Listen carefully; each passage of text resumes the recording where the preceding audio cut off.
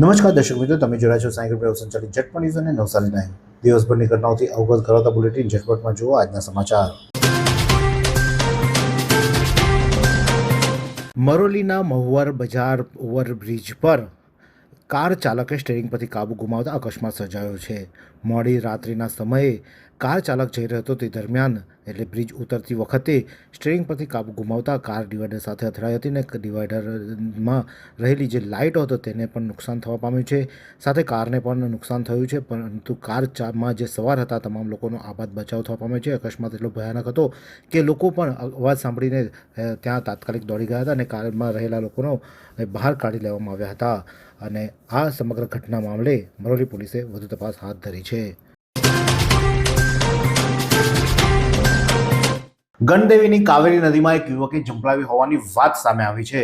નવસારીના ગણદેવી તાલુકામાં કાવેરી નદી પર ખાપરવાડા ગામમાં યુવાને મોતની છલાંગ લગાવી હોવાની વાત સામે આવી રહી છે. કારણ કે રોહિત ડોબરિયા નામનો જે યુવક છે મોડી રાત્રે કાવેરી નદી પાસે ગયો હતો અને ત્યાંથી તેને મોતની છલાંગ લગાવવાની આશંકા સેવામાં આવી છે. કારણ કે તેની જે બાઇક છે તે પુલ પરથી મળી આવી છે. બિલીમોરા ફાયર વિભાગ તેમજ બિલીમોરા પોલીસ દ્વારા ઘટના સ્થળે જઈ અને આ યુવકને રોહિત ડોબરિયા નામના યુવકની શોધખોળ હાથ ધરવામાં આવી છે, પરંતુ હજુ સુધી કોઈ પતો નથી મળ્યો. કાવેરી નદીમાં ઝુંપલાવ્યું છે અને અત્યારે વરસાદ વધુ પડ્યો છે અને જેને લઈને બિલીમોરા ફાયરની ટીમને શોધવામાં ભારે મુશ્કેલીનો પણ સામનો કરવો પડી રહ્યો છે. હજુ સુધી કોઈ મૃતદેહ મળી આવ્યો નથી, એટલે કે આશંકા છે કે બાઇક મૂકીને નદીમાં ઝંપલાવી હોય તે હિસાબે નદીમાં શોધખોળ કરવામાં આવી છે, પરંતુ અત્યારે તે ક્યાં છે તેનો કોઈ અતોપતો નથી મળી રહ્યો. એરોજ ચારસ્તા ખાતે આજે એક ઝાડ પડી જવાની ઘટના સામે આવી છે. ભારે વરસાદના કારણે મારુતિ પેલેસ પાસે એક ઝાડ નીચે ધરાશાયી થયું હતું અને ઝાડ નીચે પાર્ક કરેલી એક કાર પર પડ્યું હતું, જેને કારણે કારને ભારે નુકસાન થવા પામ્યું હતું. જોકે કોઈ જાનહાનિ થવા પામી ન હતી, પરંતુ જે કાર પર ઝાડ પડવાના કારણે કારને ભારે નુકસાન થવા પામ્યું છે. જોકે અત્યારે હાલમાં વન વિભાગ અને ફાયરની ટીમ ત્યાં પહોંચીને ઝાડ હટાવવાની તજવીજ હાથ ધરવામાં આવી છે. હવે ગીરાધોધ જોવા માટે તમારે ડાંગ જવાની જરૂર નથી, કારણ કે નવસારી મહાનગરપાલિકાએ નવસારીના ગરનાળાની અંદર ગીરાધોધ જેવો એક ધોધ વસાવી દીધો છે અને આ ધોધમાં તમે જોઈ શકો છો કે જાણે ગીરાધોધ હોય તેવો ધોધ અહીંયા પણ વરસી રહ્યો છે. એટલે તમારે પૈસા ખર્ચીને ડાંગ સુધી જવાની જરૂર નથી, કારણ કે તમારા ટેક્સના પૈસાથી જ નવસારી મહાનગરપાલિકાએ અહીંયા એક ધોધની સુંદર વ્યવસ્થા કરી આપી છે. તો આ ધોધની મજા માણો નવસારીના સ્ટેશન ગરનાળામાં. આજે પડેલા ભારે વરસાદના કારણે નવસારીના વિજલપોર વિસ્તારનો વિઠ્ઠલ મંદિર વિસ્તાર પાણીમાં ગરકાવ થઈ ગયો હતો. તમે દ્રશ્યો જોઈ શકો છો વિજલપોર વિઠ્ઠલ મંદિર વિસ્તારના, કે જ્યાં આજે સવારે દેમાર વરસાદ વરસ્યો હતો અને પરિણામે વિજલપોરના વિઠ્ઠલ મંદિર વિસ્તાર પાણીમાં ગરકાવ થઈ ગયો તેવી પરિસ્થિતિ નિર્માણ થયું હતું. કારણ કે પાણીનો નિકાલની કોઈ વ્યવસ્થા નથી અને જેને લઈને વિઠ્ઠલ મંદિર વિસ્તાર જે છે, વિઠ્ઠલ મંદિર વિસ્તારમાં લોકોના આ ઘૂંટણસમાં પાણી ભરાઈ જવા પામ્યા હતા. લારી તમે જોઈ શકો છો કે અડધી લારી પાણીમાં ડૂબી જવા પામી છે. એટલે કે વિજલપુર વિસ્તાર આજે જળમગ્ન બન્યો હોય તેવા દ્રશ્યો જોવા મળ્યા હતા. નવસારીનો શાંતાદેવી વિસ્તાર એટલે સૌથી નીચો વિસ્તાર તો છે, પણ ત્યાં જે અગાઉ પાણી ભરાયું હતું તેને લઈને કમિશનર અને મેયર દ્વારા આ પાણીના નિકાલની વ્યવસ્થા કરવા માટે જણાવવામાં આવ્યું હતું, પરંતુ આજે જે વરસાદ વરસ્યો છે એટલો બધો વરસાદ નથી વરસ્યો, પરંતુ શાંતાદેવી તમે જોઈ શકો છો કઈ પરિસ્થિતિમાં આવી ગયું છે. દુકાનોમાં પાણી, રસ્તા પર પાણી, આવતા જતા લોકોએ પણ હાલાકી વેઠવાનો વારો આવે તેવી પરિસ્થિતિનું નિર્માણ થયું છે અને જે ઘરમાં હોય તેને ઘરમાં જ કેદ થઈ રહેવું પડે તે પરિસ્થિતિનું નિર્માણ શાંતાદેવી ખાતે થયું છે. આ દ્રશ્યો જોઈ શકો છો શાંતાદેવીના, કે જ્યાં સંપૂર્ણ શાંતાદેવી જાણે જળમગ્ન બની હોય તેવા દ્રશ્યો જોવા મળી રહ્યા છે.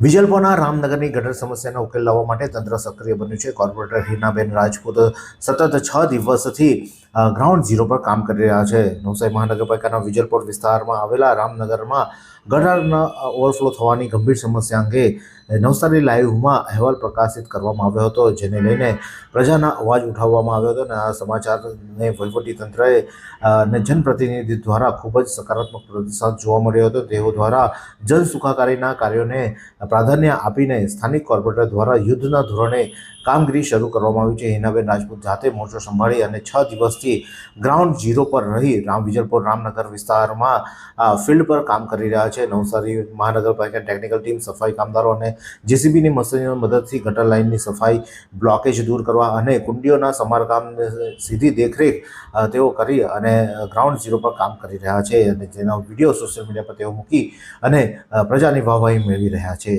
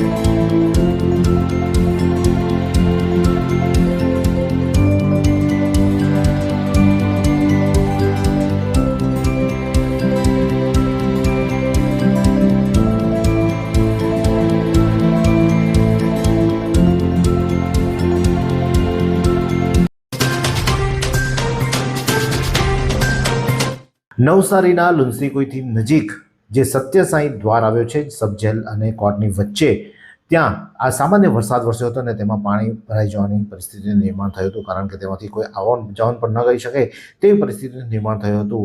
અહીંયા આવ્યું છે પોલીસ ક્વાર્ટર્સ, એટલે કે પોલીસ જવાનો ત્યાં રહે છે અને આવવા જવાનો મુખ્ય માર્ગ છે, જ્યાં અત્યારે હાલમાં તમે જોઈ શકો છો કે કઈ રીતે પાણી ભરાઈ જવા પામે છે અને જેથી કરીને હવે મોટો ચક્રાવ ફરીને પોલીસ જવાનો અને ત્યાં રહેતા સોસાયટીમાં રહેતા લોકો દ્વારા ચક્રાવ ફરવાનો વારો આવી રહ્યો છે। જલાલપુર તાલુકાના કાલાગાછા ગામે ફૂટબોલ રમવા બાબતે મારામારી થઈ હતી। જલાલપુર તાલુકાના કાલાગાછા ગામે મોહમ્મદનગર ખાતે ફૂટબોલ રમવા અંગે બે જૂથ વચ્ચે બોલાચાલી થતાં મારામારી થઈ હતી। એક જૂથના યુવાનો પર સમા જૂથના યુવાનો દ્વારા હુમલો કરી મારી જાનને મારી નાખવાની ધમકી આપતા હોય તો તેવી ફરિયાદ થઈ હતી। તો સામે પગલે મોરલી પોલીસે ત્રણેય ઇસમો સામે ગુનો નોંધી વધુ તપાસ હાથ ધરવામાં આવી છે। નવસારીના ધોળાપીપળાના ઓવરબ્રિજ પર અજાણ્યા વાહનની અડફેટે બે પરપ્રાંતીય યુવાનોના મોત નીપજ્યા છે। ધોળાપીપળા નેશનલ હાઈવે 48 પર કોઈ અજાણ્યા વાહનની ટક્કરે બાઇક પર સવાર બે પરપ્રાંતીય યુવકોના મોત નીપજ્યા છે। અકસ્માતની ઘટનામાં મૃતક યુવક સંજુ અને ઇન્દ્રજીત મૂળ એમપીના ધાર જિલ્લાના રહીશ હતા અને તેઓ નવસારી નજીકના ઊન સ્થિત સોલાર કંપનીમાં કામ કરતા હતા। કોઈ કામ અર્થે બાઇક પર સુરત તરફ જઈ રહ્યા હતા તે દરમિયાન અજાણ્યા વાહને અડફેટ લેતા તેમનું મોત નીપજ્યું હતું। આ બાબતે નવસારી રૂરલ પોલીસે અજાણ્યા વાહન સામે ગુનો નોંધી વધુ તપાસ હાથ ધરી છે। વાંસદાના હનુમાનબારી ખાતેથી 5.54 લાખનો અફીણનો જથ્થો ઝડપી પાડવામાં આવ્યો છે। વાંસદાના હનુમાનબારી વિસ્તારમાં નવસારી જિલ્લા પોલીસની એસઓજીની ટીમે 5.54 લાખની કિંમતના 1.155 કિલોગ્રામ અફીણના જથ્થા સાથે બે પરપ્રાંતીય ઇસમોને ઝડપી પાડવામાં આવ્યા છે, જેમાં આ પ્રકરણમાં પોલીસે અન્ય બે આરોપીને વોન્ટેડ પણ જાહેર કરવામાં આવ્યા છે। પોલીસે રાજસ્થાનના બે આરોપી 40 વર્ષીય મંગાલારામ જગમલારામ અને 34 વર્ષીય ગણેશરામ ભંગરલાલ અંદાજે રૂપિયા 5,54,550ની કિંમતનો અફીણનો જથ્થો સાથે તેમને ઝડપી પાડી અન્ય બે આરોપીને વોન્ટેડ જાહેર કરી વાંસદા પોલીસે ગુનો નોંધી વધુ તપાસ હાથ ધરી છે। નવસારી કલેક્ટર મનીષ ગુરવાણીના અધ્યક્ષસ્થાને જિલ્લા નાગરિક પુરવઠા અને ગ્રાહક સુરક્ષા સલાહકાર સમિતિની બેઠક યોજાઈ। કલેક્ટર મનીષ ગુરવાણીએ વ્યાજબી ભાવની દુકાનોની તપાસ દરમિયાન કરાયેલી કાર્યવાહીની સમીક્ષા કરી દંડની વસૂલાત ત્વરિત કરવા માટે કડક સૂચના આપવામાં આવી છે અને નવસારી જિલ્લાના કલેક્ટર દ્વારા જે સસ્તા ભાવની અનાજની દુકાનદારો છે તેમની સામે ગ્રાહક સાથે સુરક્ષાને લઈને વિવિધ મુદ્દાઓ પર વિગતવાર ચર્ચા પણ કરવામાં આવી હતી।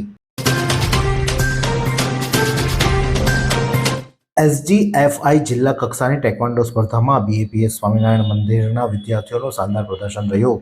મન સ્વામી મહારાજની પ્રેરણાથી સંચાલિત બીએપીએસ સ્વામિનારાયણ મંદિર નવસારીના વિદ્યાર્થીઓ school games federation of India દ્વારા આયોજિત જિલ્લા કક્ષાની ટેકવાન્ડો સ્પર્ધામાં ઉત્કૃષ્ટ પ્રદર્શન કરીને શાળાને ગૌરવ વધાર્યું છે. વિદ્યાર્થીઓએ પોતાના મહેનત, શિસ્ત અને રમત પ્રત્યેના સમર્પણના બળે કુલ 4 ગોલ્ડ, 2 સિલ્વર અને 3 બ્રોન્ઝ મેડલ પ્રાપ્ત કરી શાળાને સિદ્ધિ હાંસલ કરાવી છે.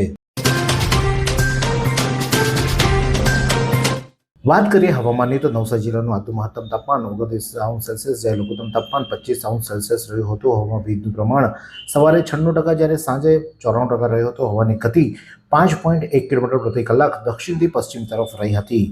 આ સુંદર સૃષ્ટિને નિહાળવા માટે હજારો લોકો પાસે દ્રષ્ટિ નથી અને એ ત્યારે જ શક્ય બને જ્યારે કોઈ ચક્ષુદાન કરે. તો તમારા સ્વજનો સાથે મળી એક સુનિશ્ચય લઈએ. ચક્ષુદાનને પરિવારની પરંપરા બનાવીએ.